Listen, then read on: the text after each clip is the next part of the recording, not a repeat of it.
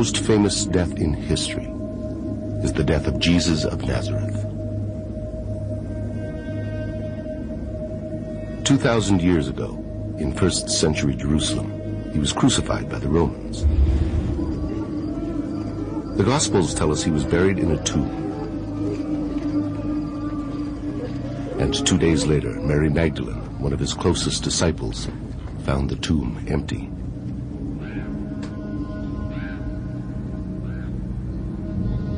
But according to the Gospel of Matthew, there was another story circulating after Jesus' death. And though the Gospel calls it a lie, it was rumored that Jesus' disciples secretly took their master's body, presumably to give him a permanent burial. If this is true, according to 1st century burial practices in Jerusalem, Jesus' body would have been taken to a rock-hewn family tomb. Given that he was crucified for insurrection, the reburial would have been done in secret by his closest disciples. Jesus' body would have been shrouded and left to decompose. 1 year later, his disciples would have returned, this time joined by his family for the final burial ceremony. Mary, Jesus' mother, would have attended the ceremony. Mary Magdalene would also have been there. His brothers, Simon, Joseph, Judah, and James would have prepared Jesus' bones for the final burial, placing them in a limestone coffin called an ossuary.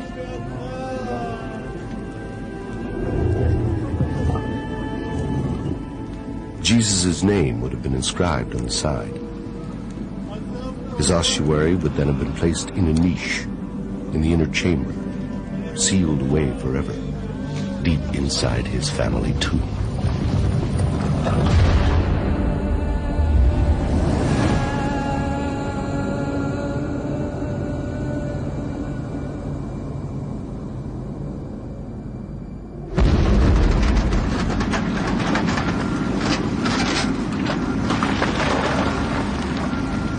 זה היה יום שישי לקראת צהריים, ממש מול החלון של הבית.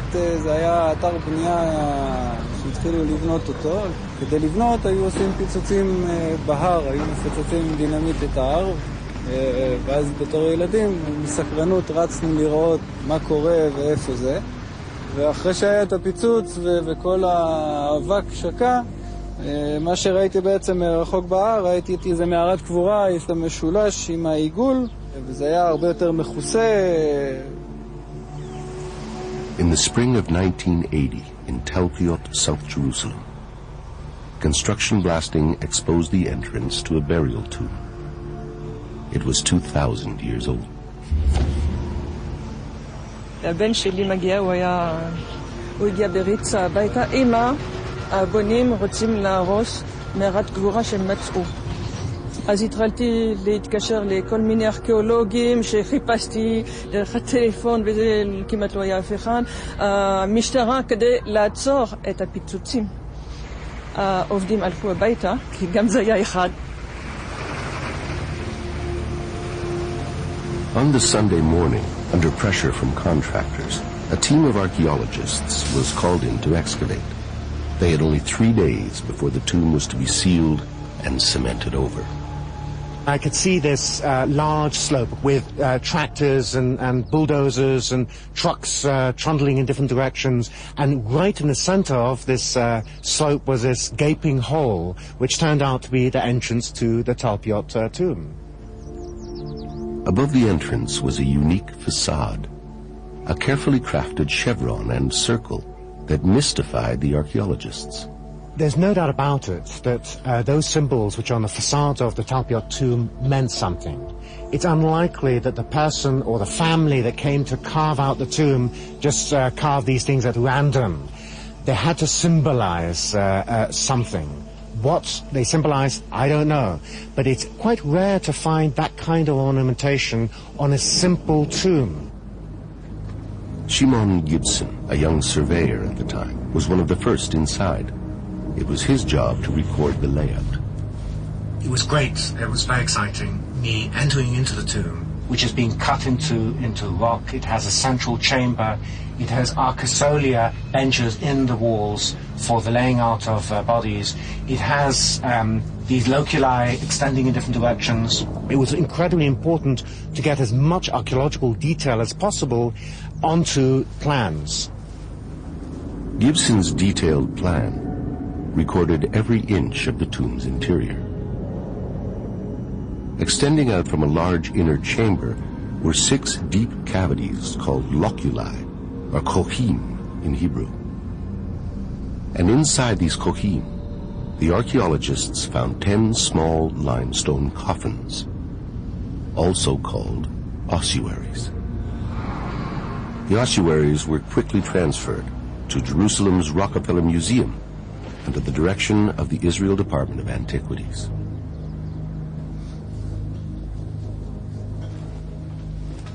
The bones and remains found inside were bagged and boxed and put aside for reburial. Certain decisions were made by the Israel Antiquities Authority that they would heed to the requests of the ultra-Orthodox Jewish community in Jerusalem and give over bone material which had been analyzed and examined by anthropologists for reburial.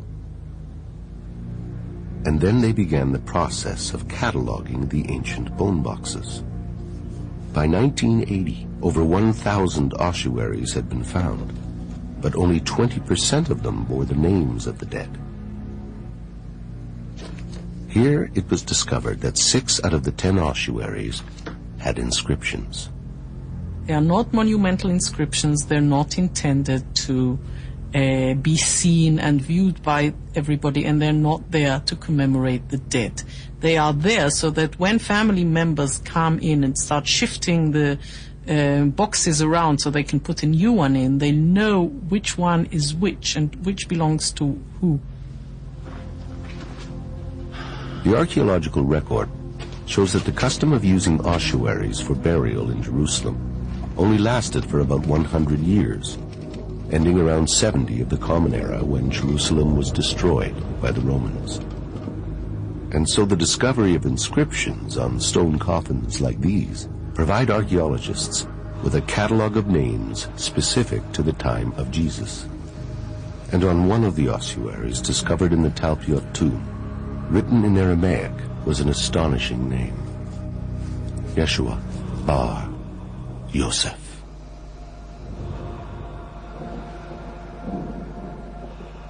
Yeshua, or Jesus, son of Joseph. Yeshua bar Yosef.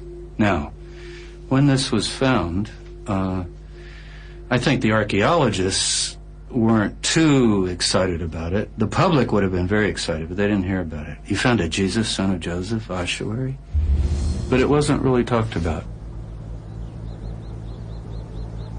Today, the Jesus, son of Joseph ossuary is in the hands of the Israel Antiquities Authority, or IAA, as are the rest of the stone coffins taken from the Tальпиот tomb. Most of them have been locked away and stored in this massive warehouse. But why? We've assembled a team of scientists, scholars, and journalists to investigate the 10 ancient bone boxes and to find out why they've been ignored.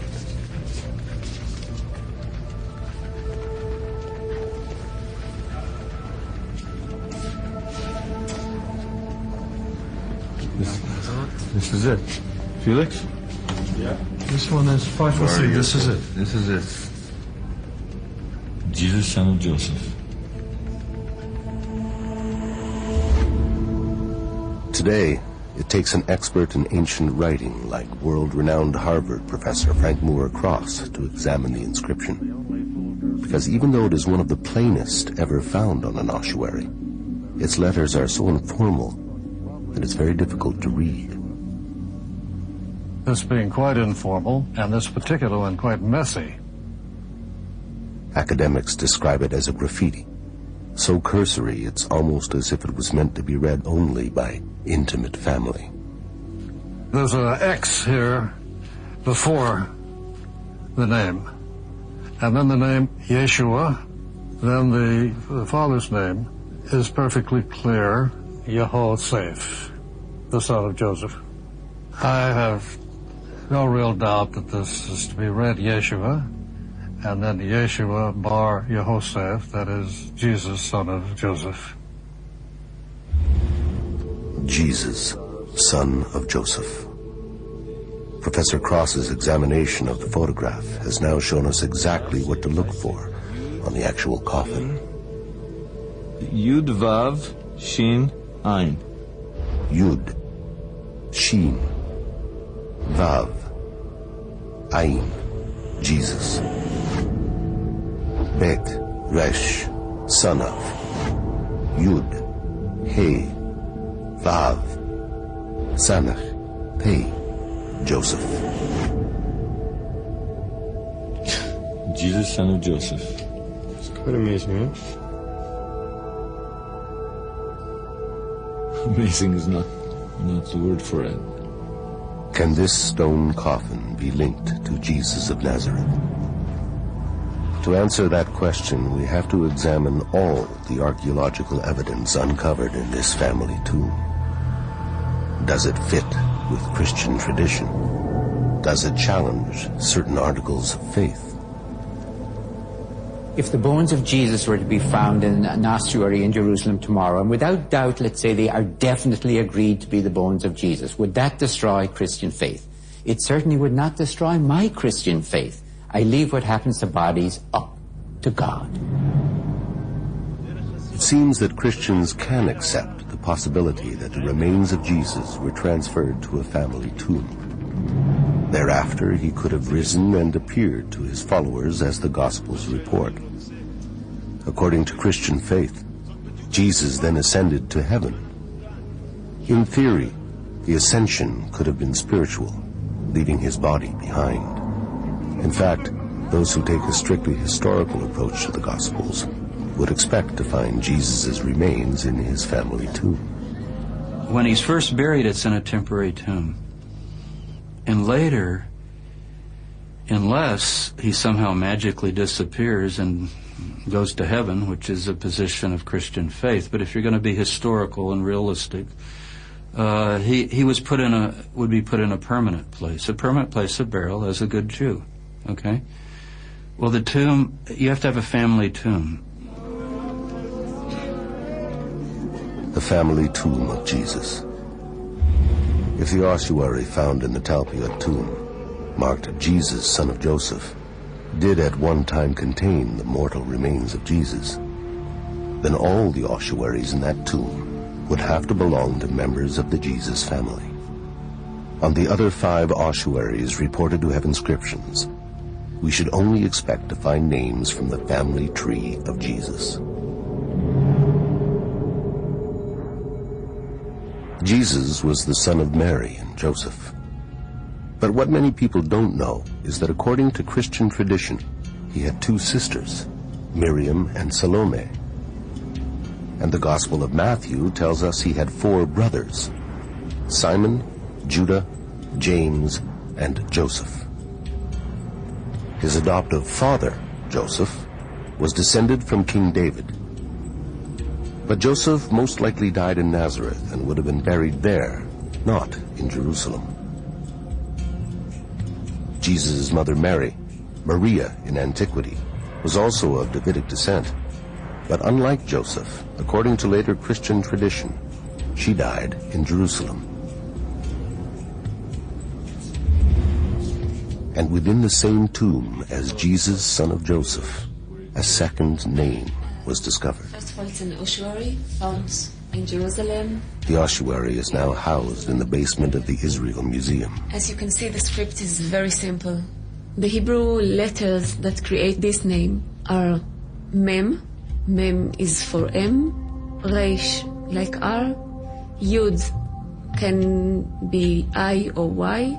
And Hey, in Hebrew, it's like H in Latin, English. That makes Maria. Maria.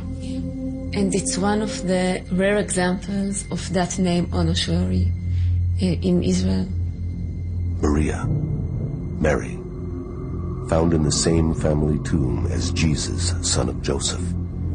Could this be the Virgin Mary's ossuary?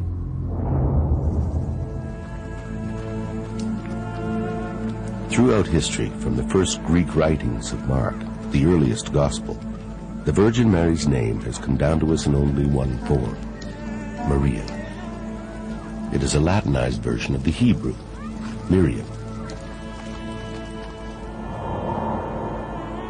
After Jesus' death, Mary continued with his teachings and must have gathered a large following.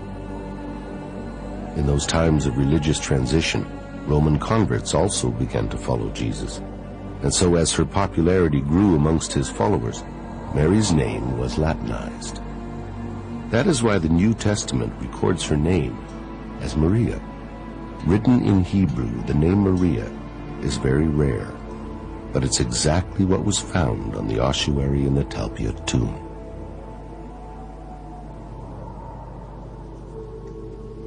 If in 1980, archaeologists had considered, even for a moment, that they had discovered the ossuary of the Virgin Mary, what other family members might they have expected to find next to her? Look, Matthew. Look here. M-T-Yud-Hey, so Matya. Matya, which is a short form, a nickname if you wish, of Matitya or Matityahu, which is where we in English got the name Matthew. Matthew. The name, at first, doesn't seem to fit with the Jesus family. The New Testament is made up of the writings of 4 Gospels, attributed to Matthew, Mark, Luke, and John. Matthew, the evangelist, was a disciple of Jesus, but scholars don't believe he was a blood member of his family. However, there is reason to believe that there were many Matthews within the Jesus family. I'll tell you something very interesting. There are 2 genealogies of Jesus. Everybody reads the formal genealogy of Joseph, his adoptive father. It's basically all the kings of Israel and on down. Well-known, great historic names. But the other genealogy is embedded in Luke. People don't notice it much. It's Luke chapter 3. You got to turn a few pages. It's Mary's genealogy, the mother. And in her genealogy, guess what? You have 5, 6, 7, 8 Matthews. Matthias. It's a Maccabean, Hashmonean name. It's a fierce name of a sort of a kingly family. It's a priestly name. You remember, Mary is related to Elizabeth, the mother of John the Baptist, who's a priest. So she's got some priestly connections there, as well as Judah, which is the tribe of the Davidic Messiah. So I don't think it's odd that we would have a Matthew in this tomb at all. In fact, it's sort of one more congruence and fitting together. In fact, unlike Matthew, many biblical names like Isaac or Jonah would have virtually disqualified the tomb as the Jesus family tomb, because they do not appear anywhere in Jesus' genealogy. There isn't a single name that doesn't fit the gospel story. Each name in the same tomb connects. Every single one of these names is gospel related. There isn't like any name like Daniel or something else. It just doesn't fit.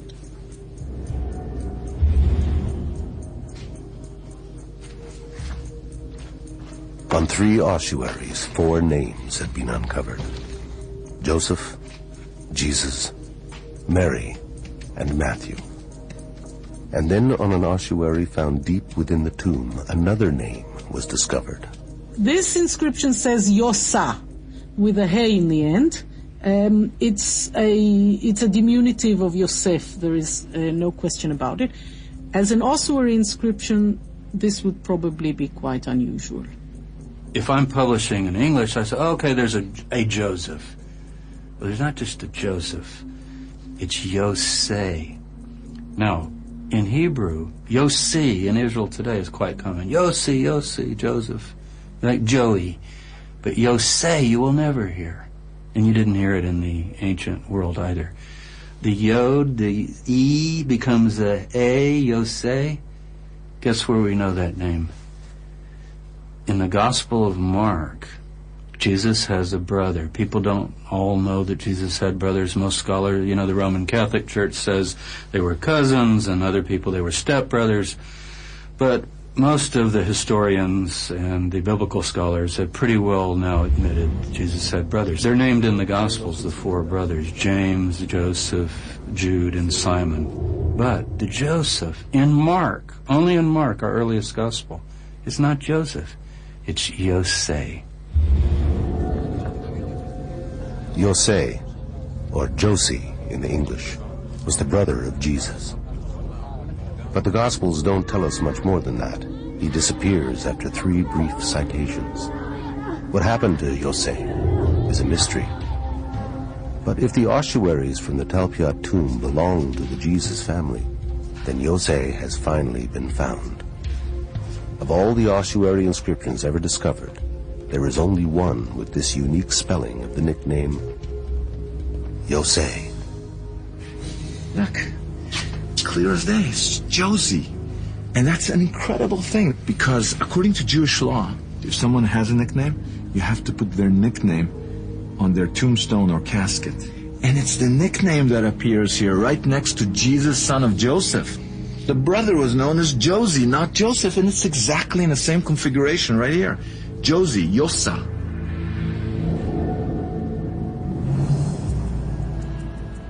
In 1980, archaeologists were cataloging ossuary names in lists of hundreds.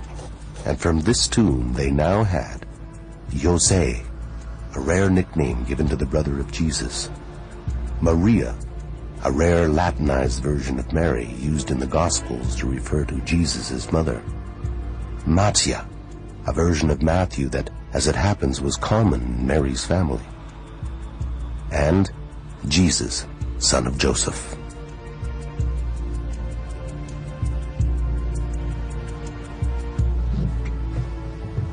All found together in a family tomb, all cleaned and cataloged, all bone material reburied, together, here in an especially consecrated grave outside Jerusalem.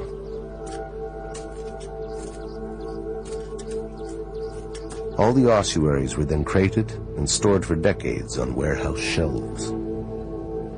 Why didn't anyone take notice of these names? You got to remember that the 1970s and the early 1980s was the boom period for the excavation of tombs in and around Jerusalem. So there was suddenly enormous quantities of ossuaries being brought back to the Rockefeller Museum, the headquarters of the Israel Department of Antiquities. And these inscriptions were deemed to be common. These are the most common names among Jews in the 1st century Common Era. These are exceedingly popular names in the period. All the facts that we have is that there is a cluster of names that resemble many of the names that we find in the New Testament. The other fact is that we find these names in many other places. So suggesting that this tomb was the tomb of the family of Jesus is a far-fetched suggestion, and we need to be very careful with that. You know, all the tombs around Jerusalem, unfortunately, with construction, are slowly getting exposed and in some cases destroyed. So it's not so far-fetched that a construction crew would have uncovered the tomb of Jesus. You know, I mean, it can happen. I think we have to consider it. While the statistical probabilities have been argued, they have never been examined by statistical experts. Until now. Andrei Feuerwerker is a professor of mathematics and statistics. From ossuaries and other sources, he's gathered every name known from the time of Jesus.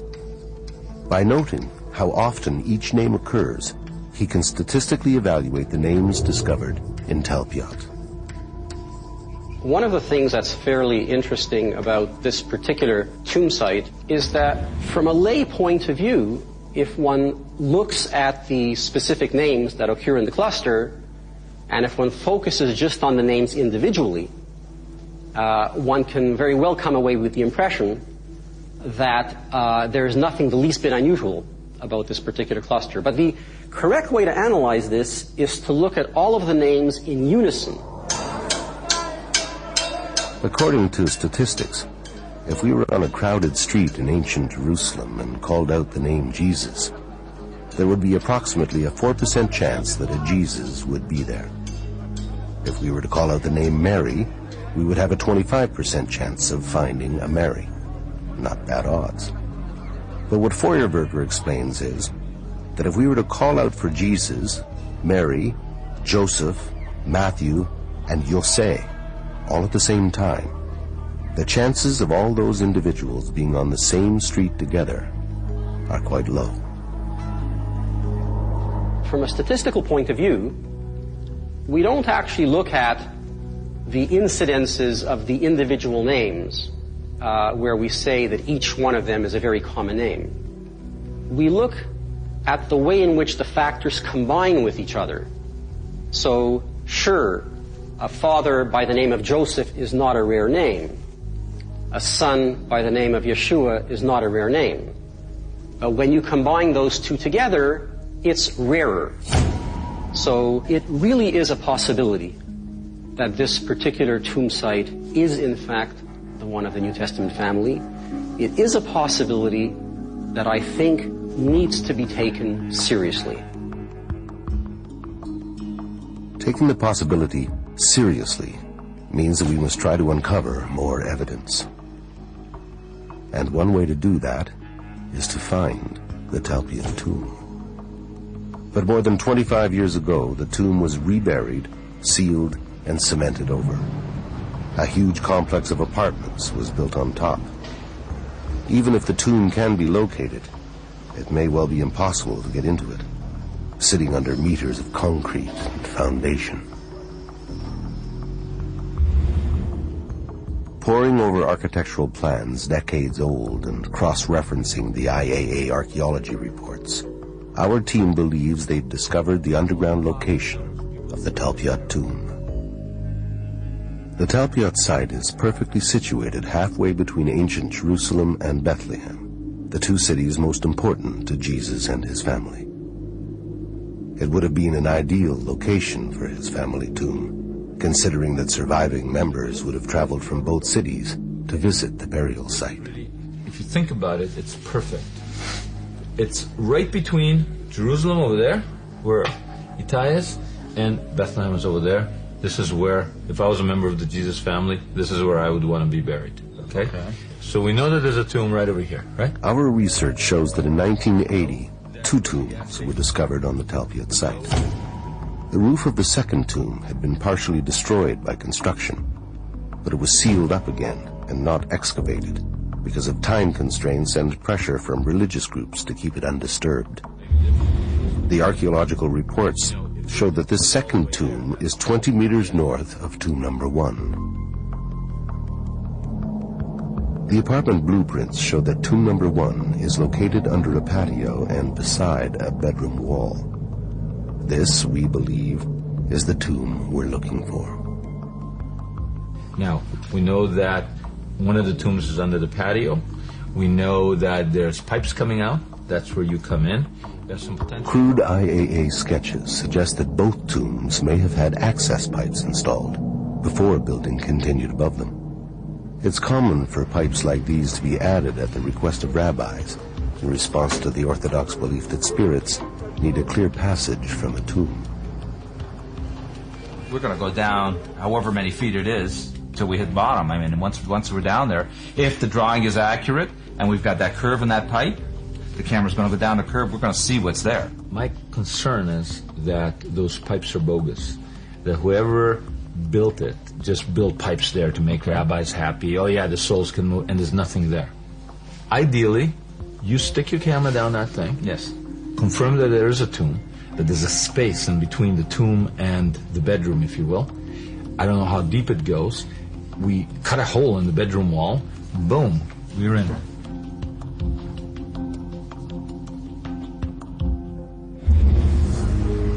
Okay, let's do it, and let's do it fast. Neighbors getting interested in what we're doing. We've obtained permission from the tenant to give us access to the Tальпиот apartment we pinpointed in the blueprints. You know, I can't believe anybody would live over a room anyway. We've only been given 2 days. Over here. Come on. This is it. This is it. Yeah, this is it. Listen, we need a tape measure. That one. This is the real thing. It goes down. Look at this. We're at 7 feet, 8 feet. Some resistance, but that's not the bottom. There's more. What's blocking that? This isn't a dummy plate. Bill Tarrant is our expert with probe and remote-operated cameras. Even if the access hole is as small as 1/4 of an inch, Bill can get a camera inside.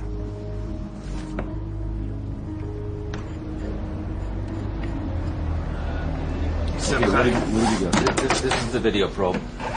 Very light, and you see your face in it. Look at how clear that is. See, the camera's in the tip, the light's in the tip. Yeah. We're gonna see wherever this camera's pointed. That's what we're gonna see. What can it do? It's articulating. It'll move in all directions. Yeah. That'll be able to keep us in the center of the pipe so that we can actually look and see what we're doing. Okay? Very good. So I'm gonna center it, and I'm gonna insert it into the pipe. Okay. Okay. Tape is rolling. Let me take a look, so watch it with you. I'll move the camera as we go down. Try to keep it in the center. See how we're going down? It's still pretty clean. We're moving down. We're down about 10 feet. No debris. What's that color change? Changing color because it looks like they use different color pipes when they put this thing in. How long is your camera? 25 feet. Oh, I see something. Not good. Not good. See that there? It looks like some sticks. I see plastic and I see some It's not good. wooden pieces, some debris or something. You know what? This is a pretty serious blockage you got here. Sure? No. I think people are reluctant to think that you could come upon the Jesus family tomb. And yet, there's Caiaphas, the priest who had Jesus crucified. His tomb was found by a bulldozer south of Jerusalem a few years ago.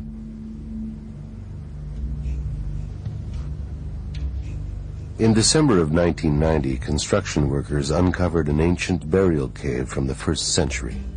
Inside, there were 12 ossuaries. 2 of them bore the name Caiaphas. This one, the most ornate ossuary, has the inscription, Joseph, son of Caiaphas, carved into it twice. Joseph, son of Caiaphas, was the high priest of the temple, who, according to the Gospels, prosecuted Jesus. From his point of view, Jesus was a dangerous false Messiah who was leading the Jewish masses into a confrontation with Israel's rulers in Rome.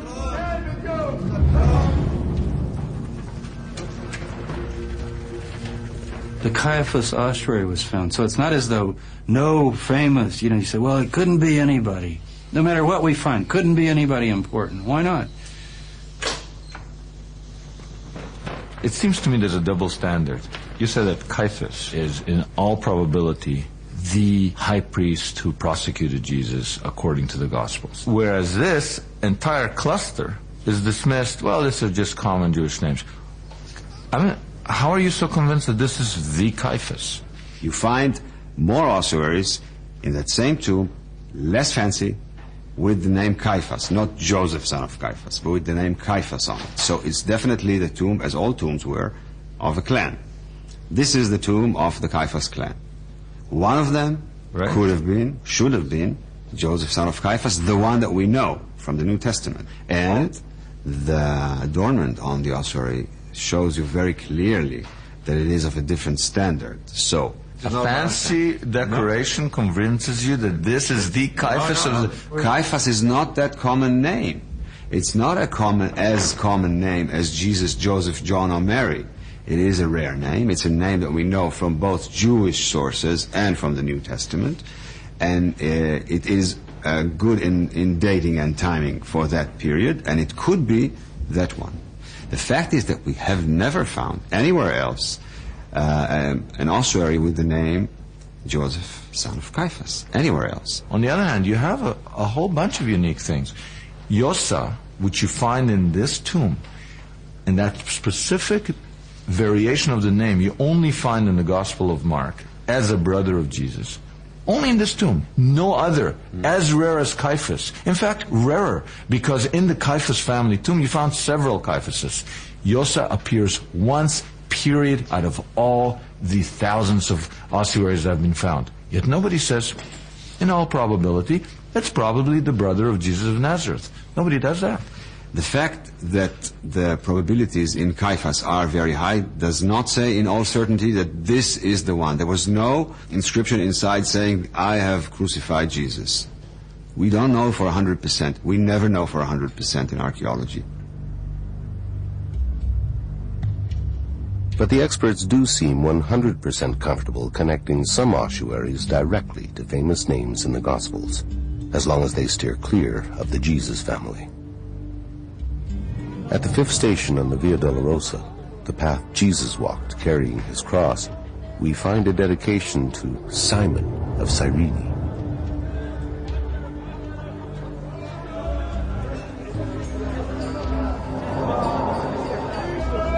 It is here that there was a moment both historic and intimate between Jesus and a man called Simon. According to the Gospels, Jesus stumbled en route to the crucifixion, and Simon, who was visiting Jerusalem from Cyrene, helped him carry his burden.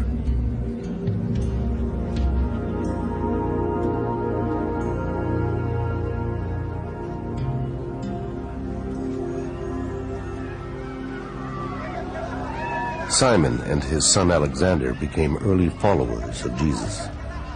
Experts agree that their ossuary has been found. Strangely, it sits ignored under an archival shelf in the back of a university building. Well, we have a nice ossuary that was found in 1941. One of the inscriptions clearly says, Alexander, son of Simon, Alexandros Simonos. That one that's clearly incised is right here, Shimon. You can see it very clearly. Right, Shimon. And apparently the chalk, which is on the other side and is essentially faded, does have the two names, Alexander at the top, Simon below, which would indicate that both of these individuals were put in this ossuary. On the lid of this ossuary, the place name Cyrene in modern Libya is inscribed. Simon of Cyrene is mentioned in the New Testament helping Jesus with carry his cross. If scholars have generally agreed this is his bone box, this is it, then this is one of the most important artifacts in Christendom. Why is it sitting under somebody's table? Part of it is that it was found many years ago, in 1941. That was long before there were even popular magazines on biblical archaeology for the layman. So it escaped the popular attention. You have to have a publicist. You have to have somebody that says, boy, this is something, let's put this out, right? Yeah. So it ends up sitting in a storeroom. It ends up sitting in a storeroom. Maybe we'll be able to see that green charcoal if we get the light over here on this and be able to read it this time. Okay. We need some more. Oh, good. Yeah, bring that over. Oh, look at this. Simcha, come here. Look at this. Forget the green for a minute. Look. This is incised. Oh, my. I don't think that's published. It's not published, is it? No. It's not in any of the publications. On the ossuary of Simon of Cyrene, the man who helped carry Jesus' cross, we found the same symbol that is carved over the entrance to the Tальпиот tomb, the tomb that housed the ossuary inscribed, Jesus, son of Joseph. I mean, I've never heard this anywhere. Look, I'm in shock. Wow. Well, I didn't expect it. I was trying to read the green letters. I wasn't looking for signs of early Christianity. Signs of early Christianity. Is this a symbol that predates the cross? Is it possible that the symbol marking the Tальпиот tomb became the symbol of the Jesus movement? It is if the tomb belongs to Jesus and his family.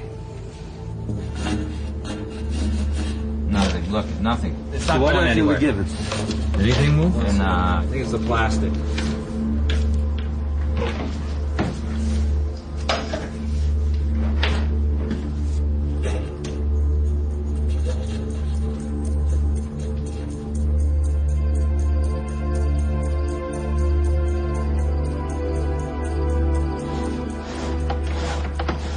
You know, Simcha, I'll tell you, it's a very serious blockage. Simcha, you know, we're at the point now. I think we got to call in a plumber. We're gonna break into the tomb with a plumber. You got a better idea? Itai. Yeah. We need a plumber. Now? No, nobody will come now. It's almost 9 p.m.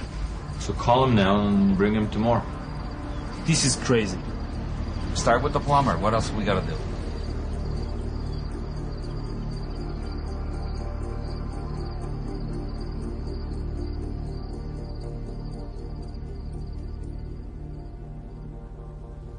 Over 25 years ago, archaeologists discovered 4 ossuaries linked directly to Jesus and his family. Then, on a 5th ossuary, they uncovered another inscription. The inscription has 2 parts. The second part reads Mara, while the first part is a diminutive of Mariamne. And although no one had ever seen this name on an ossuary, it was translated as just another version of Mary. Mary, also known as Mara.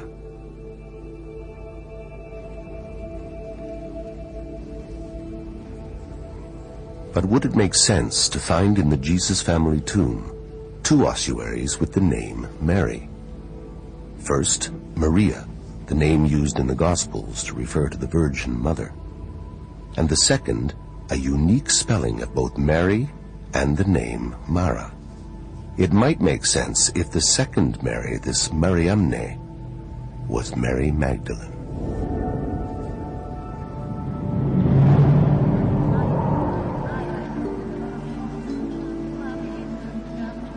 Mary Magdalene comes down to us in the New Testament as not just a name, but a name and title. According to scholars, she is Mary from Magdala, Mary Magdalene. Magdala was an important trade center close to the Sea of Galilee. The people from Magdala would have spoken Greek as well as Aramaic. Christian traditions suggest that Mary Magdalene and her brother Philip were preachers to the Greek-speaking Jews. And it's quite likely that Mary Magdalene's family and followers would have written her name in Greek. The Mariamne ossuary is the only one found in the Tальпиот tomb with a Greek inscription. Let's say in this very tomb of Tальпиот, the second Mary was clearly identifiable as Mary Magdalene, let's say. Right. What would be your reaction then inside this cluster? It would be fascinating and certainly draw much more attention and raise many more questions, but it isn't. We don't have Mary of Magdala in that tomb. If one of the ossuaries had said Mary Magdalene, I would say wow, and I would be a lot more impressed. If it will be written Maria coming from Migdal or Maria Magdalena, I would say very interesting. If the Mariamne inscription could be connected to Mary Magdalene, it would be more than interesting. It would be statistically compelling, because we could create a combined probability equation for the Tальпиот cluster that includes Mariamne. What happens when you do that is that the individual probability factors, even though they're not terribly small in any one particular case, when you multiply them all together, it actually starts to build up a picture that the overall thing that you've seen is actually a very rare event.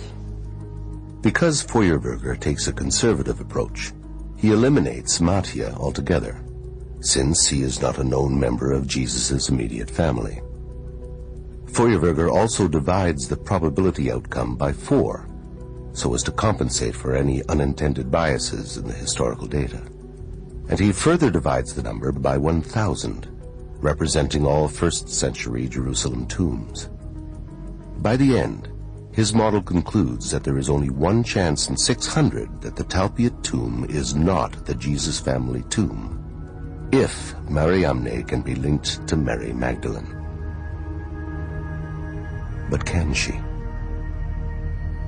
One of the most famous tales associated with Mary Magdalene is in the Gospel of John, where Jesus stops the stoning of a woman punished for adultery.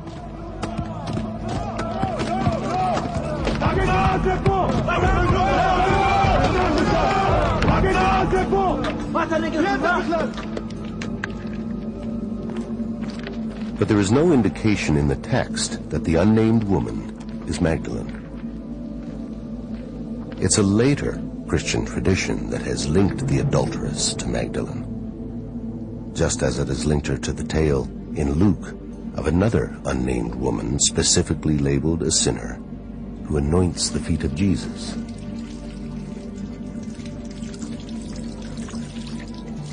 Drying them with her hair.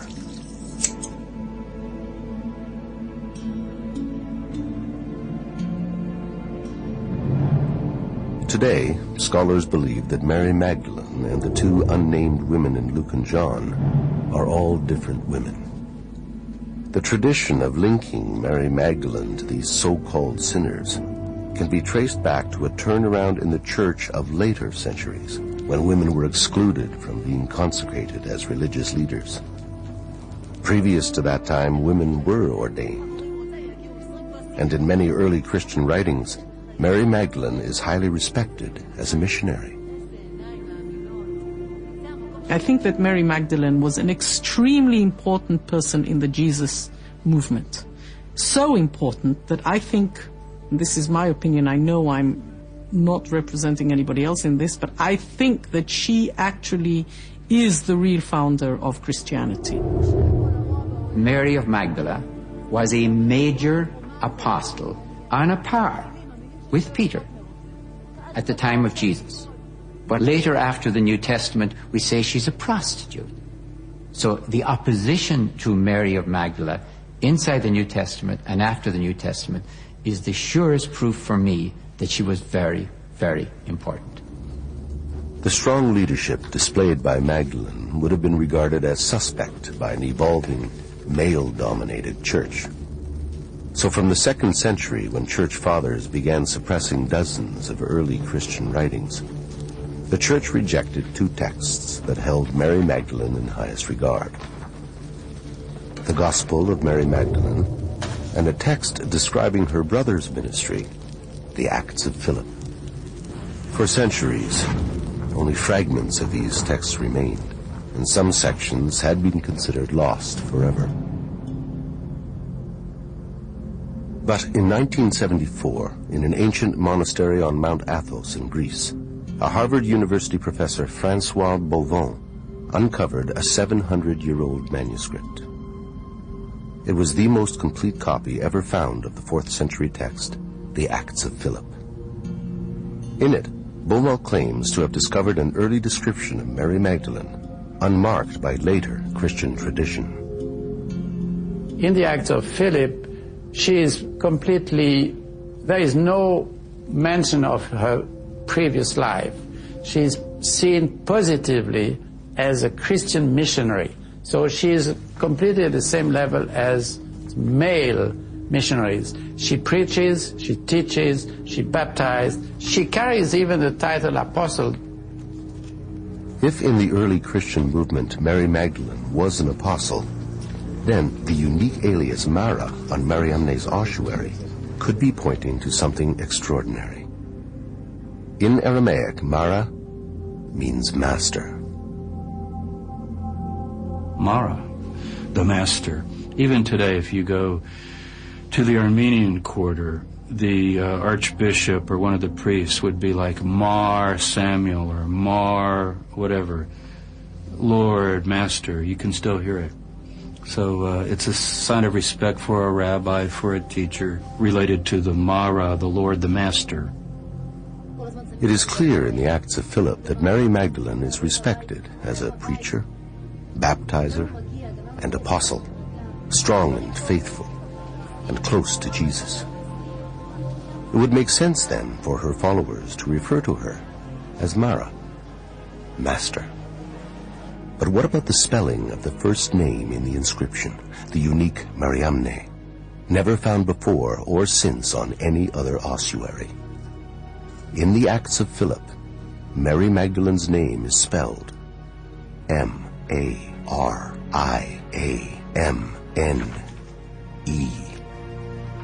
Mariamne. Mariamne is the same woman as Mary of Magdala or Mary Magdalene in the synoptic Gospels and in some non-canonical texts like the Gospel of Mary, Pistis Sophia, etc.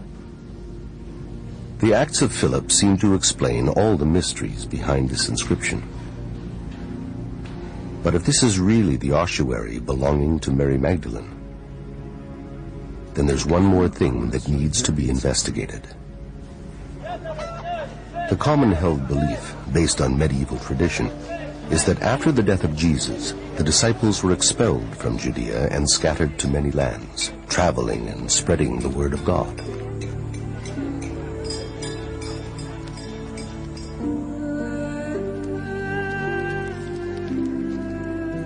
After some time, Mary Magdalene ended up in France, where she spent the last of her days.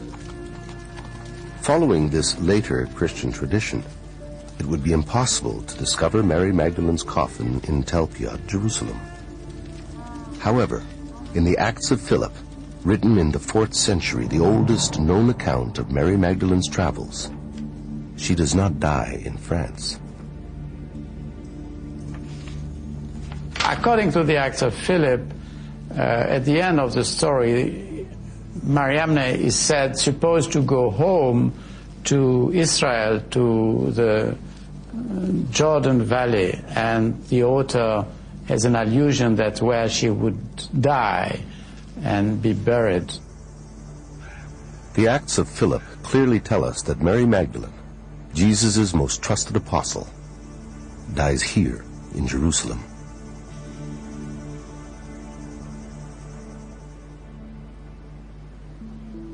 Would it really be that implausible to find her buried beside Jesus in the tomb of the Jesus family?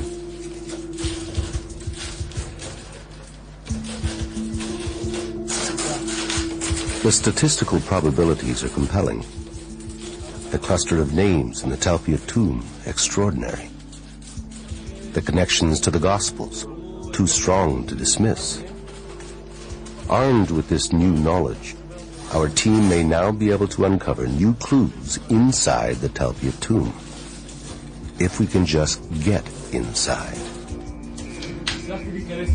Let's hook up our stuff and see what he did. Okay, so let's see what we got now that we've got the plumber cleared it all out for us. This is it. I still dread the idea that maybe the blockage was the bottom of it. About 14 feet. Here's the blockage. We're at the point now where the and it's not the bottom, which is good. No, we're still going No, it's now. not the bottom. That's good. This is deep. This is really deep. It's 20 feet. You're already 20 feet down? You know, we're That's coming great. down. Look. Oh. That's the bottom, I think. What is that? Can you see the bottom, Felix? Either we hit another blockage or we're at the bottom. I'll move the camera. Okay, what happened to that? I thought it's supposed to curve. I'm going to switch the camera. Let me pan around, see if we can find something. Can you see? We don't see anything. I'm panning left. I saw. Wait, Yeah. There it is. There's an opening. There's an opening. Absolutely. There it is. We're there. This is it. We're in the tomb. We got the tomb. We're right in front of the facade. We're in. Oh my God. There it is. That's the tomb. That's not. Wait a minute. Oh my God. You know what? That's not the entrance to the tomb. We're in the tomb. You're in the tomb. Yes, absolutely. That's it. It's the tomb. All right, here. This is 1 sec. It's the tomb, man. We got the tomb. We found our tomb. But where's the gable, Itai? You know the gable, the Kishut Me'ala. What? I think that's it, isn't it? Is that an ossuary? Wait, that's ossuaries. Those are ossuaries. Yes? Yes. Oh my goodness. There's good news and there's bad news there. There's an ossuary there.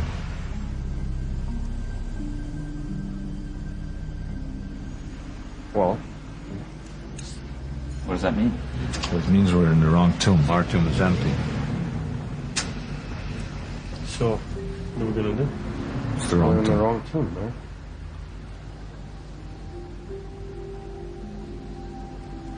You know what? This may be the second tomb. You're right. This may be The one we thought was 20 meters north, we're in the second tomb. Right. Our tomb is 20 meters south of here. Good news is no one's ever seen a tomb from the time of Jesus in pristine condition.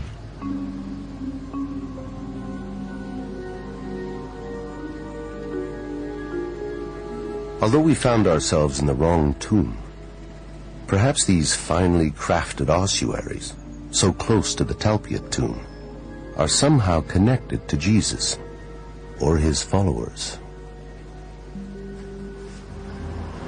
Hey? So what's next? We gotta find the tomb. The Holy Family tomb. Gotta be looking 20 meters south. It's going to be on the other side of this building. It's this way. Where are you going? Where the fuck are you going? South, that's the parking lot. Shouldn't be a big deal. South is south. 20 meters takes us in the gardens. 20 meters is not much. We're okay.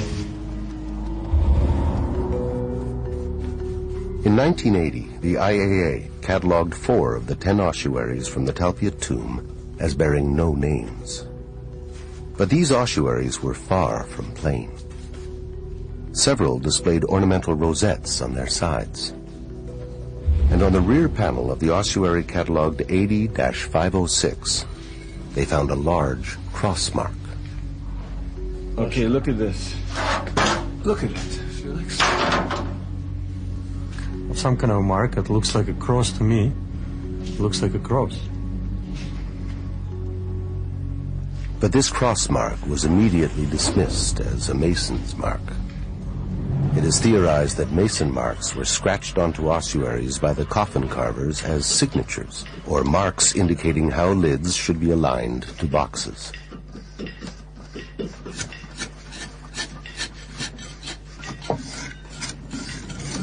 This one has nothing to do with Christianity. It's just a scratch. It's very common. It's just a sign of the Mason, I believe.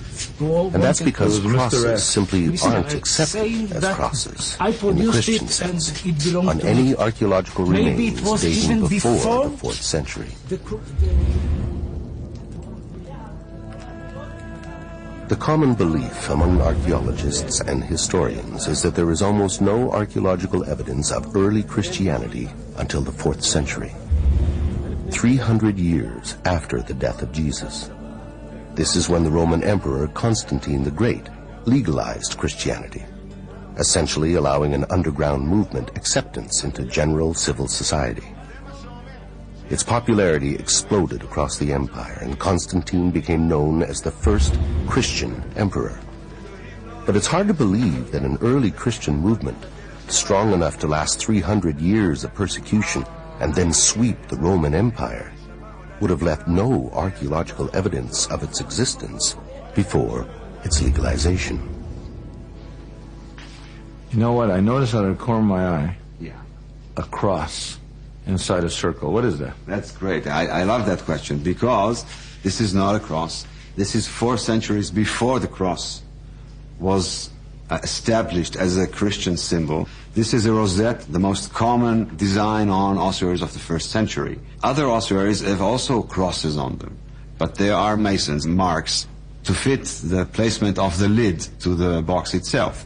To prove the point that the cross was used as a Christian symbol in 1st century, you need much more evidence than one poorly executed rosette. Today, the cross is immediately associated with crucifixion.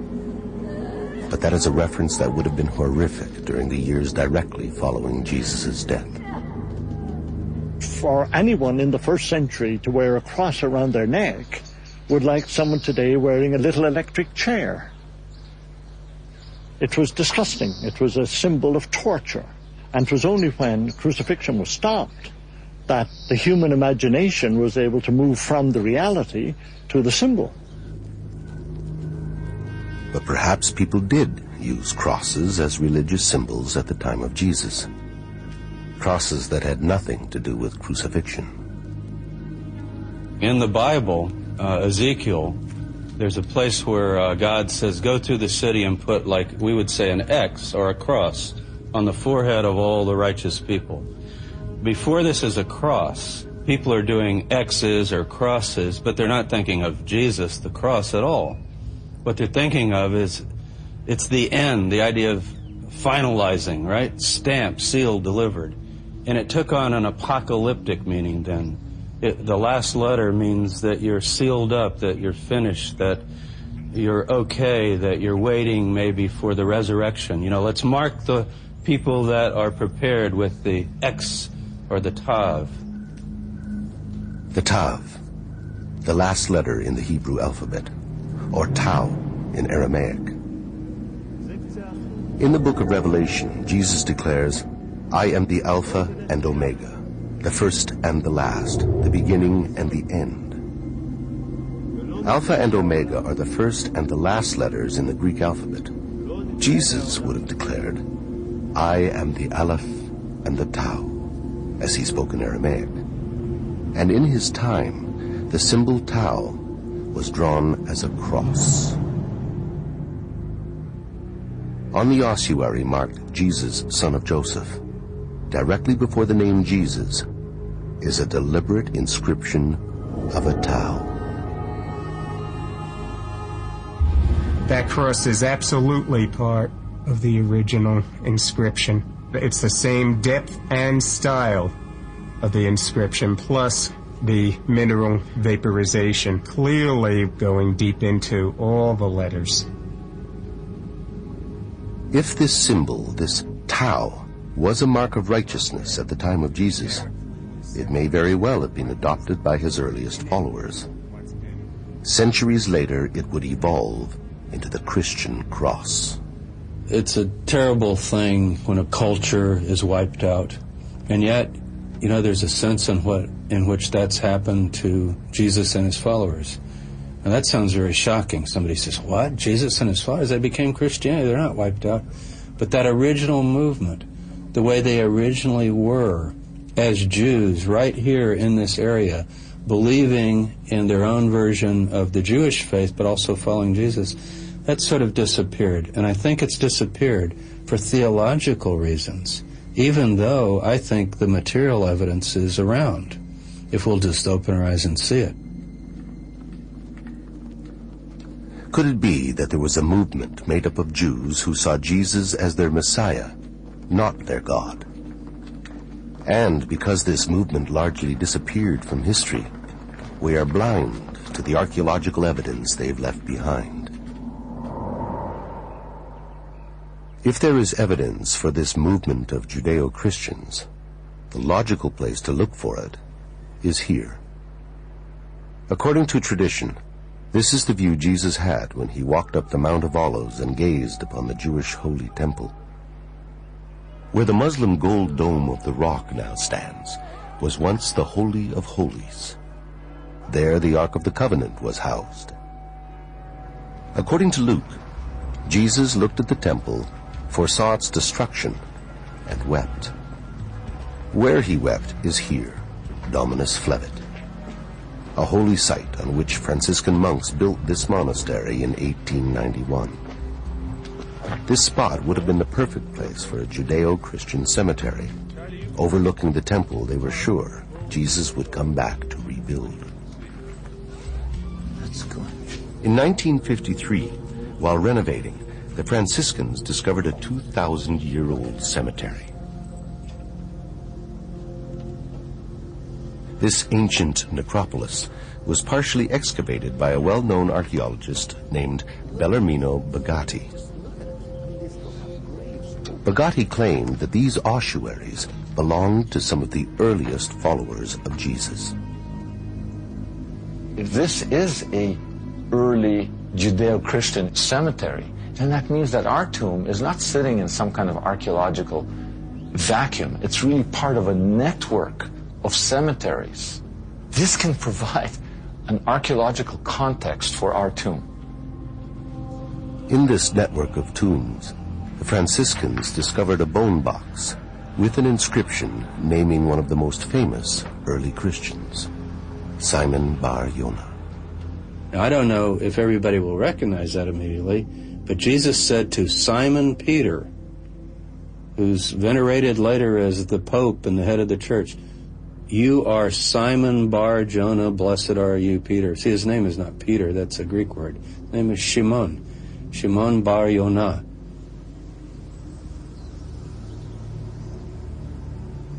Today, only a piece of the ossuary remains.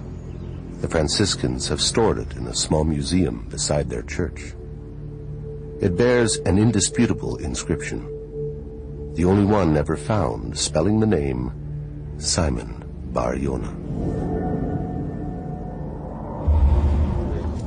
Simon was one of the 12 original apostles of Jesus. According to the Gospels, Jesus renamed him Peter. In Aramaic, Kepha, which means rock. He's considered a saint by many Christians and the first pope by the Roman Catholic Church. According to tradition, Simon Peter was crucified and buried in Rome. So how could his coffin be here in Jerusalem? The fact is, there has never been any credible archaeological evidence found in Rome underneath the Vatican that points to Simon Bar Yonah. And here sits an ossuary discovered at Dominus Flevit, bearing his name. So if this is a Judeo-Christian necropolis, it is part of a network of cemeteries and tombs that belong to the early followers of Jesus, including Jesus' family.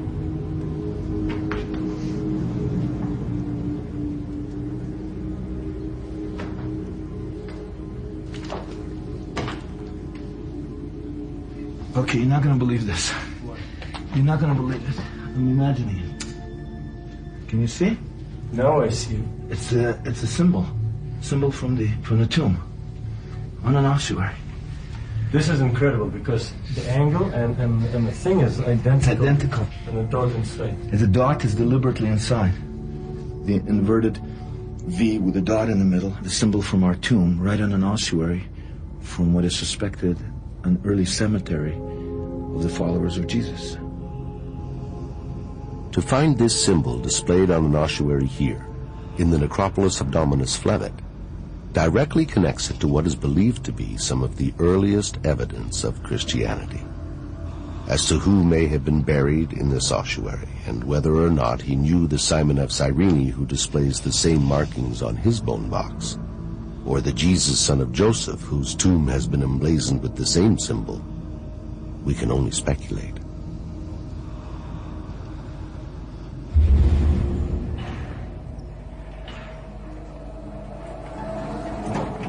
But when it comes to forensics, modern science doesn't allow for much speculation. By studying ancient DNA in bone fragments and human residue left behind in ossuaries, scientists can now determine familial relationships between the various people in the Tальпиот tomb. Stephen Fan is the director of the Center for the Study of Early Christianity, and he's assisting Stephen Cox, a forensic archaeologist from New York State. They have discovered valuable material inside the ossuaries inscribed Mariamne and Jesus, son of Joseph. Inside this ossuary, we've got some material that's adhering to the surface of the stone in a very interesting circular pattern. It's worthy of picking out and taking a look at it and see what its composition is. The pattern and/or material could give us a big clue as to who, what, when, and where. It seems outlandish that these samples might contain the DNA of Jesus and Mary Magdalene.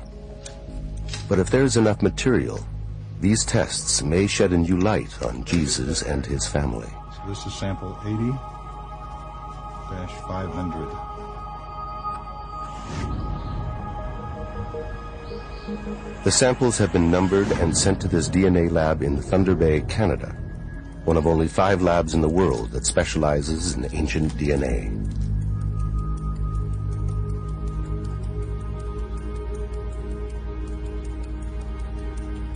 The scientists don't know that the samples belong to a Jesus, son of Joseph, and a woman who might be Mary Magdalene.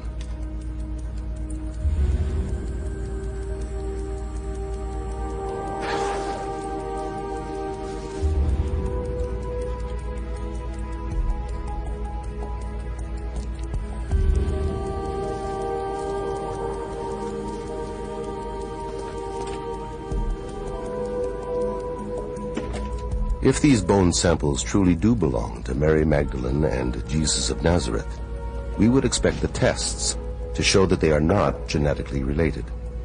We would expect to find DNA representing 2 individuals with no familial ties. And that would be an extremely rare discovery in a family tomb. Unless the individuals were husband and wife. Okay, so we received the samples that you sent up, and when we first examined them, they didn't look very good, very dry, very desiccated, very small and very fragmentary. And so for that reason, it was going to be very difficult for us to do the analysis. We then went on to process, or start to process the samples and try to understand the quality of the DNA. Is it going to be viable for analysis? In this particular case, we found the DNA was fairly degraded, fairly damaged. And for that reason, it limits what type of work we can do. The question now, is there enough DNA material to create a significant profile? To obtain the maximum amount of information, the biologists will try to recover what they call nuclear DNA from the bone cells.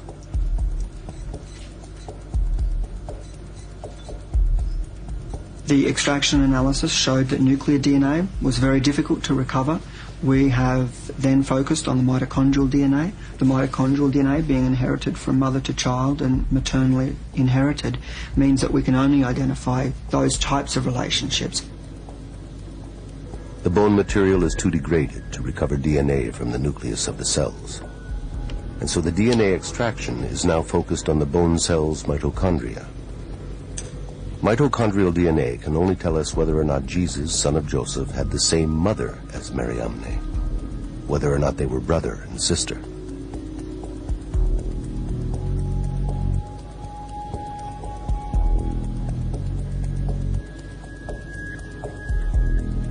If the biologists cannot recover mitochondrial DNA from the bone cells, the test will have to be aborted.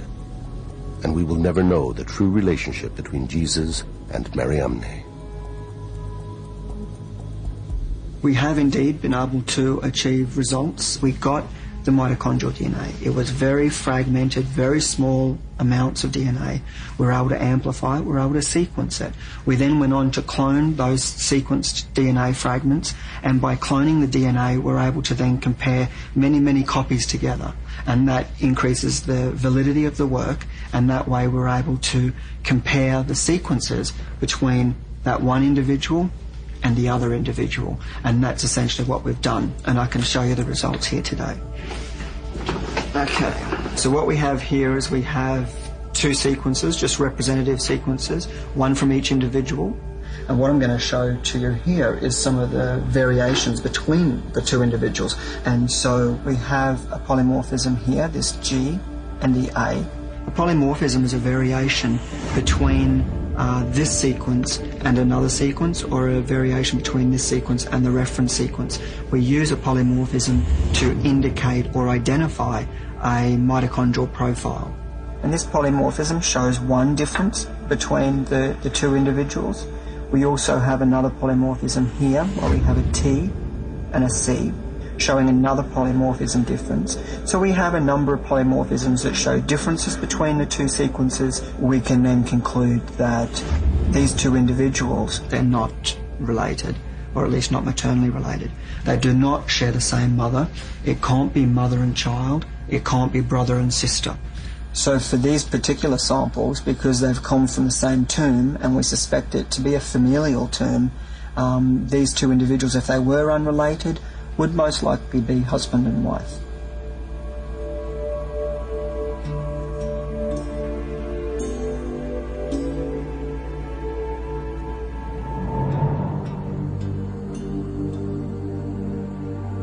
For centuries, people have speculated on Mary Magdalene's relationship to Jesus. Mary Magdalene appears with more frequency than other women in the canonical Gospels, always a close follower of Jesus. Her presence at the crucifixion and Jesus' tomb is consistent with the role of a grieving wife and widow. And so perhaps Jesus and Mary Magdalene were married, as the DNA results from the Tальпиот ossuaries suggest.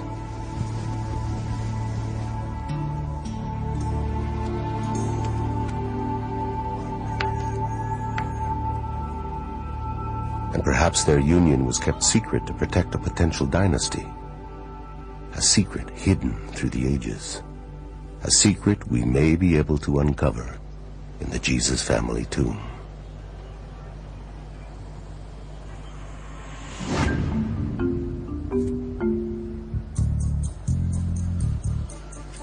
We've finally been able to contact one of the original builders of the Tальпиот apartments.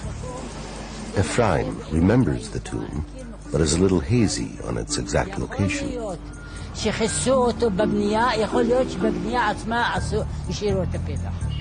Between the two buildings? לא בנו מעלה? לא. ואתה זוכר שזה לא שם ולא שם? לא, זה בין שני הבניינים האלה. Okay, he says it's right between these two buildings. Let's try. Between the apartment complexes is a large garden with high terraces, and it's in this area that Ephraim states the tomb is located. מאחוריי? אז אולי פה. בוא נבדוק. But on which terrace is the question?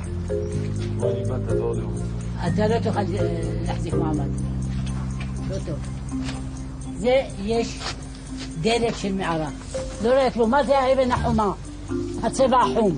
The neighbors begin to take an interest in the search and point out an inconspicuous cement slab on the lower terrace.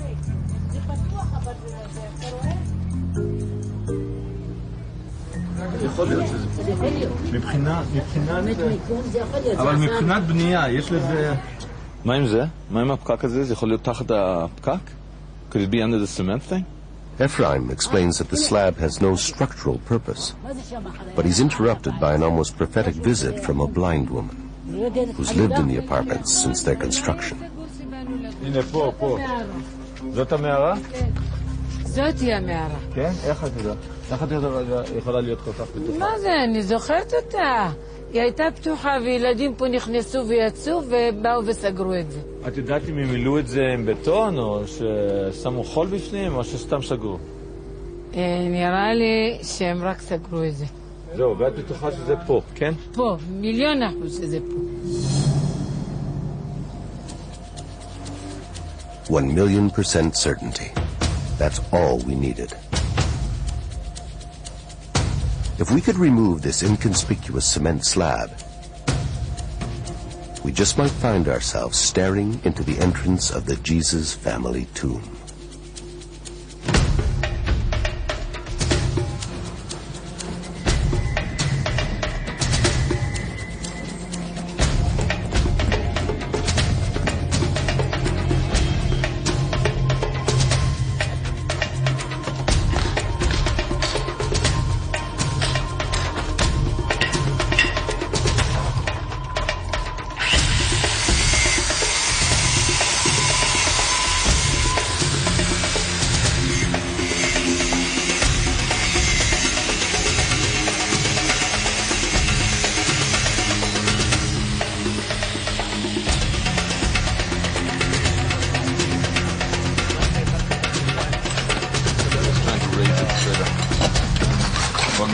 Now how do we do this?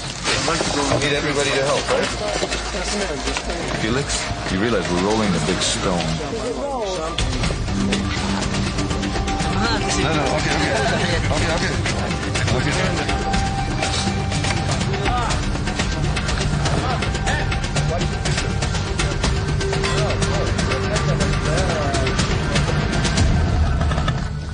It's unbelievable. This is it. Perfect. It's the real thing. I mean, I'm pinching myself. I can't believe it. Okay, come on. Take the picture and compare, man. What's your first step? It's The long okay. step. All right. Here. I can't see anything. As long as I can see the damn scorpion. One step at no, just spiders. No, it's scorpion.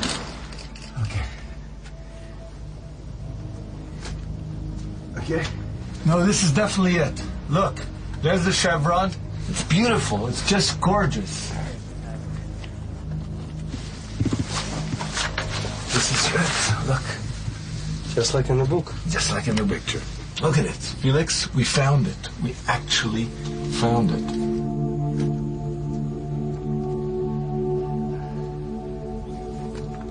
I'm going in. Okay, let's go.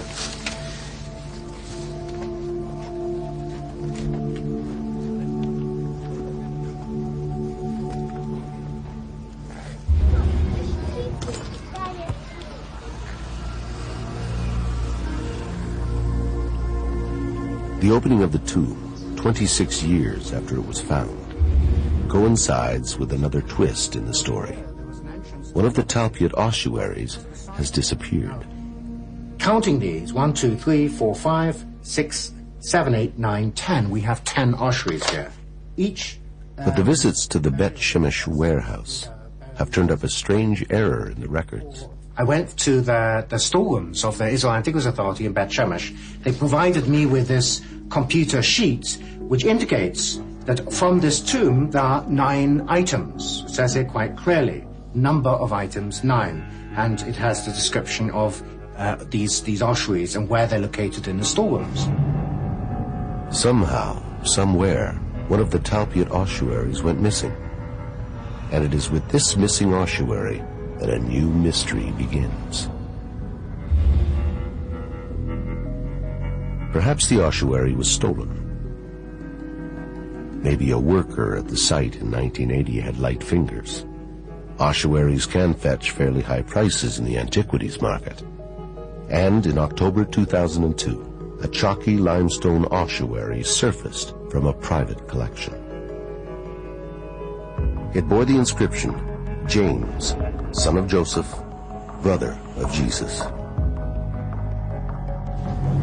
Oded Golan, a well-known collector, stated that he had bought the ossuary from an Arab antiquities dealer in the old city of Jerusalem decades before, but had been unaware of the significance of the inscription.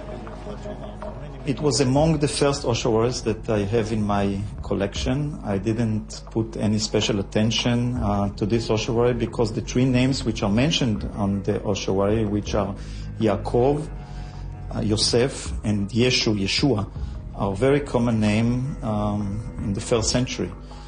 And therefore, I couldn't even think that it could belong to the family of Jesus.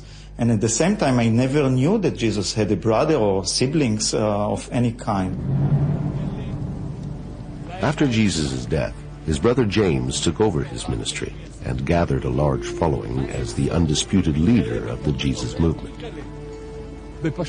Later Christian writings tell us that he was respected by early Christians as well as the Jewish Pharisees. And 1st century Jewish historian Josephus spends more time on James than on Jesus. But just like his brother Jesus, it was fear of his religious popularity and influence that led to his death. In what was widely viewed as an act of judicial murder, the temple high priest Ananus condemned James and had him executed in Jerusalem by stoning.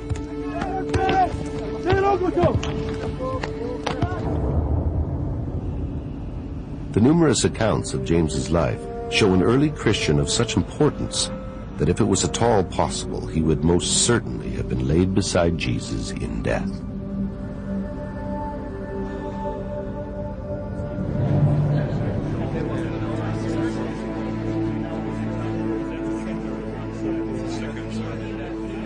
It wasn't until 2002 that a highly credited scholar viewed Oded Golan's collection and suggested that the James ossuary might belong to the family of Jesus of Nazareth. And so began what is now a famous controversy, a battle of scholars and science over the authenticity of the James ossuary. The James ossuary, where did it come from? The collector who owned it, Oded Golan, well publicized, says he got it around 1980. Sometimes he said before or after, but hey, around 1980. Our tomb was discovered in 1980.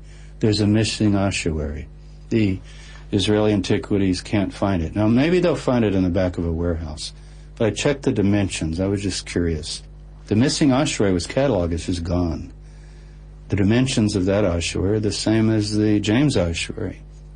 Now, a lot of people have concluded, experts, that the James ossuary is a forgery, but nobody says it's all a forgery. And the position now of the Israel Antiquities Authority is that it originally said James, son of Joseph. I would be fine with that. I mean, you think about it. We've got these 6 names. If the James, son of Joseph, forget brother of Jesus. See what the ossuary says, James, son of Joseph, brother of Jesus. Some people say, well, the brother of Jesus, maybe that was added. It wouldn't matter. Obviously, it'd be the brother of Jesus. You got a Jesus, a Joseph, a James, son of Joseph, if it were from this tomb. Now, we're speculating, but the time is right, the name is right, and that, I think, would really make it fairly clear that this is the Jesus family. But what would it take to determine whether the James ossuary originated in the Tальпиот tomb? The date and the recorded dimensions are extremely suggestive, but it's the patina that should prove the case one way or another. Over time, in a tomb, minerals and sediment accumulate on ossuaries.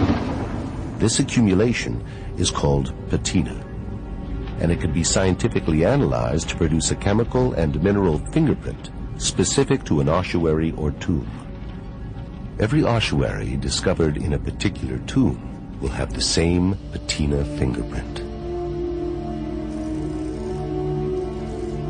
The samples taken from the James ossuary show certain trace materials such as titanium and iron that are unique to the James ossuary. If the James patina matches the ossuaries from the Tальпиот tomb, it will be strong evidence that the James ossuary is the missing bone box and belongs to the family of Jesus. Dr. Charles Pellegrino has come to the Bet Shemesh warehouse in Israel Jesus of Nazareth, known as to collect patina samples from the Tальпиот tomb ossuaries. I can get a lot of the debris from here. Charlie, that's patina. That would be good. Yeah. Yes, excellent. This is 8503, the inscription of Jesus, son of Joseph. It's just one of those moments where you're struck to a kind of silence, knowing that you're holding the chemical history from the ossuary that may actually have contained the remains of Jesus of Nazareth. At Dr. Pellegrino's request, we commissioned a collection of random patina samples to determine whether the Tальпиот tomb patina is really distinct. This much patina, that is plenty for Charlie to work in on electron microscope. If the random samples do not match the Tальпиот ossuaries, while the James samples do, then the statistical probabilities that the Jesus family tomb has been found will be overwhelming.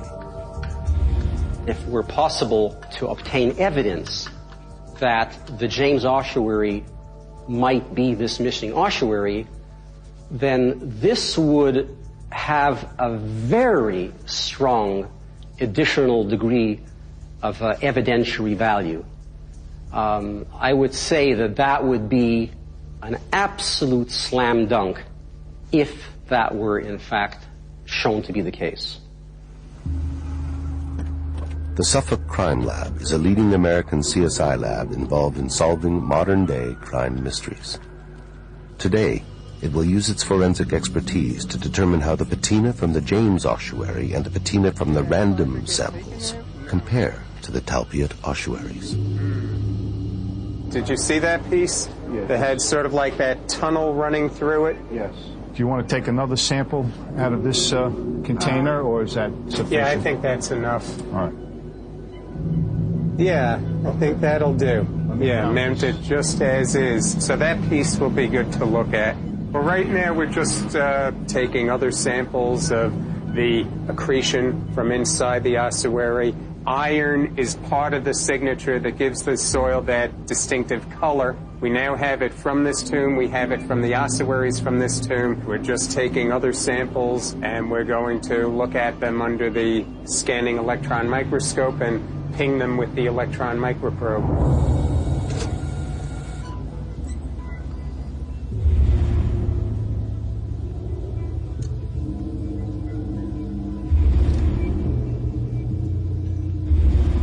What we're looking at here now is the spectrum of the patina sample that we just analyzed. This is predominantly a limestone material, correct, Charlie? Yeah, it's what's called the Jerusalem chalk. It's very soft limestone. But what I find interesting is the small trace materials that we are locating here, as opposed to the general limestone properties that you would expect to find. We're noticing iron, titanium, potassium, phosphorus, magnesium. So far, the elemental composition that we analyzed with this particular section of patina is consistent with the trace materials that we found in the James ossuary. The signature is the same. It matches. The patina samples from the Tальпиот tomb match with the James ossuary. But what about the random samples? As it turns out, none of them match Tальпиот. The same chemical and mineral spikes as that of the Tальпиот tomb are exhibited only by the James patina.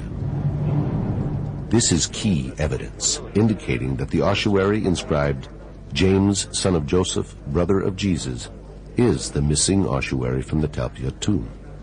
When the James ossuary is included in our statistical model, the probability factor changes from 600 to 1 in favor of the tomb to 30,000 to 1, strongly suggesting that this tomb belonged to the family of Jesus of Nazareth.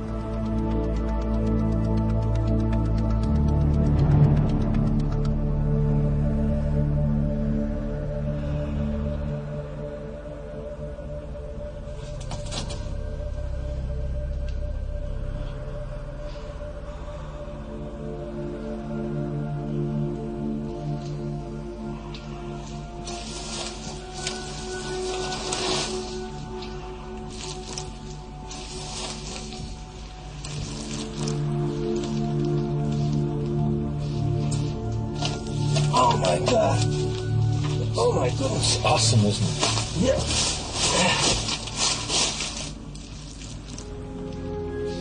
It's look, 1, 2, 3, these niches, the kochim, 2 here, 2 here, 2 here, exactly 6 all in all. Look, 2 death niches where you lay out the body. Jesus' body, Mary's body would have been there. Look at it. And then look over here. Hey, this is it. This is absolutely a jewel of a tomb. Look at that. It's pretty deep, man. Yeah, those kochim are very deep. I didn't realize that. Look at that, Felix. What is that? There's an incision. There's an inscription here.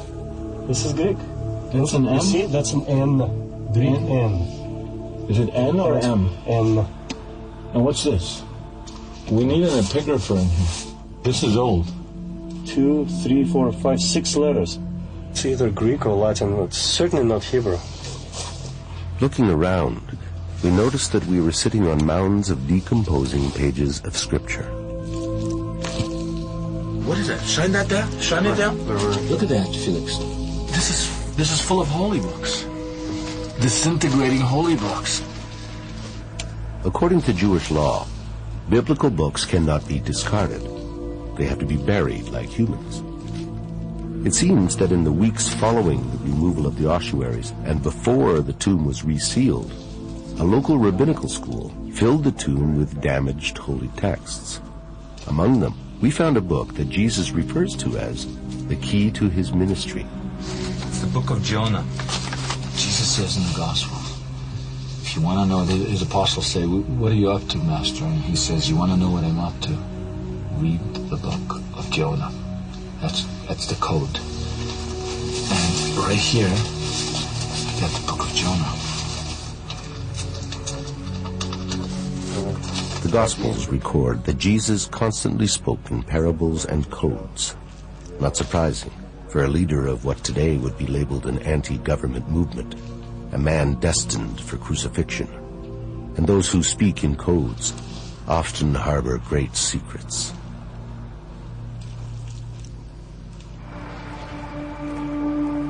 During the rushed excavations in 1980, archaeologists removed from the Tальпиот tomb the last ossuary with an inscription. The ossuary belonged to a child.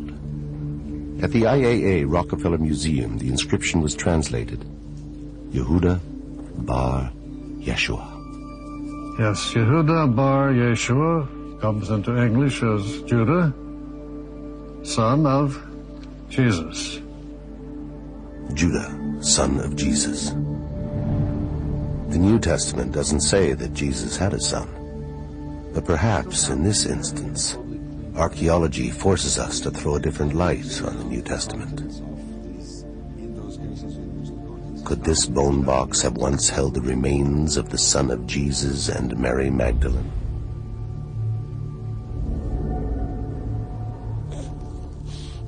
If Judah was their son, his existence would most certainly have been kept secret. Since Jesus was perceived to be a pretender to the royal throne, Jesus' son would have been a target of arrest and crucifixion by Roman authorities.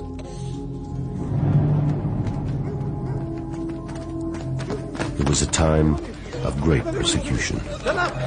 Anyone associated with Jesus' ministry was threatened. His cousin, John the Baptist, beheaded. James, the brother of Jesus, stoned to death. Simon, another brother, crucified. If they were parents, Jesus and Mary would have known that leaking knowledge of the birth of their child would have put the child at terrible risk. So perhaps the unnamed beloved disciple referred to in the book of John is actually the son of Jesus.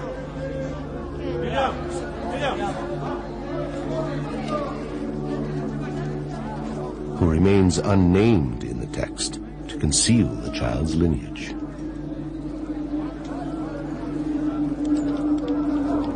In John 19:26, Jesus asks the beloved disciple at the base of the cross to behold his mother. He then says to Mary, "Woman,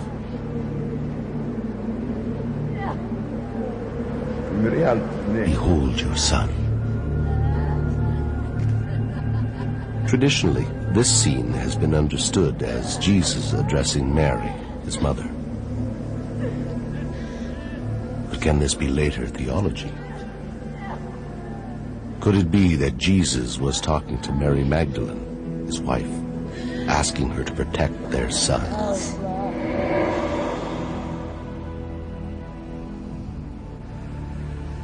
On the other hand, maybe the fact that there was a son in the Tальпиот tomb means that the Jesus found in this tomb is not Jesus of Nazareth. Accordingly, we would have to believe that living around the same time, in the same place, there was another Jesus, who also had a father named Joseph, and two close male relatives named James and Jose, and two women in his life, one called Maria and the other Mariamne.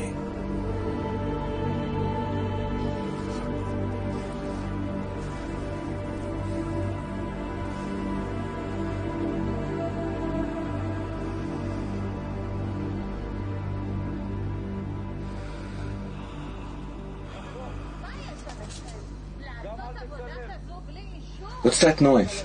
I think they're getting upset that we're in here. I'll go talk to them.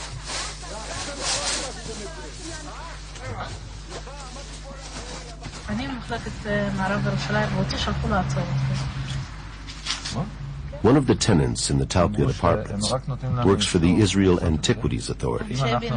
And even though we have permission from the tenant board, she's called in the IAA. אבל אנשי הבניין לא יכולים לתת לכם את האישור, אנחנו צריכים לתת לכם את האישור. למה? אני כאילו... לפתוח את זה. It was the Tальпиот apartment owners who, concerned for their children's safety, arranged for this tomb to be sealed. A tomb that the IAA had left open in 1980. Obtaining permission from the IAA to work a tomb they never sealed seems unnecessary. But despite our pleas, we were asked to cover it again. Okay, תמשיכו, לסגור, רק לסגור, לא לפתוח. The tomb that arguably once held the remains of Mary, the mother of Jesus, Matthew from Mary's family line, Jose and James, the brothers of Jesus, Mary Magdalene, her husband Jesus, and Judah their son, is sealed up again.